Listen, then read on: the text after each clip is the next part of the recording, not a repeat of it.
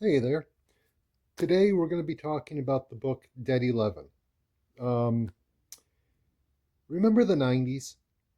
Nirvana, slap bracelets, O.J. Simpson's white Bronco ride, all that kind of stuff. Really great stuff. Bill Clinton was president. We didn't have to worry about any like major terrorist hits on us. It was great. Wouldn't it be great to live in the 90s again? But you know what? That's not a really great idea. Living in the past is not fun. We all have to move into the future every second of every day. If we don't, we stagnate. If we don't, we end up wallowing in useless, toxic nostalgia. That's what this book is about. This book is about a woman that lost her son. She's grieving years and years later. She keeps his room exactly the same as it did. And one day she finds a word written on the floor of her son's room saying Clifford Island. So, thinking that maybe she can find a clue about something about her son, she travels to this place called Clifford Island. And it seems that this whole island, everybody on it, all live on the same day in 1994. They act like days don't pass, like the years haven't passed, like decades haven't passed. Why is that? And why are there strange shapes in the shadows? Why do they worry? Why does the woman suddenly see her son knocking on her window one night? Those are all questions you find out in this book. It's a really good book. But like I said, what this book is truly about is discussing toxic nostalgia. We all suffer from that at some points. I do myself. Um, I I definitely miss the '90s. I definitely miss the '80s. But it's when we become set and we just want to just constantly relive those same times that nostalgia becomes toxic and becomes not something so great to indulge in.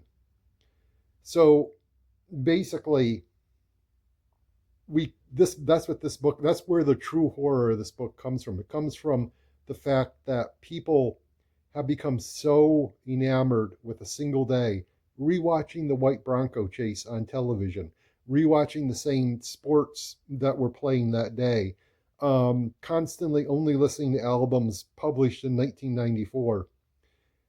These were these This is where the nostalgia becomes entirely toxic and actually destructive to a society, because you got to move on. You got to learn to be okay with things changing.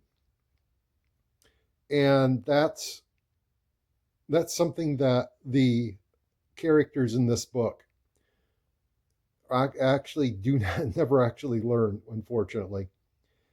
Only one character that grows up on this island understands that and wants to get off.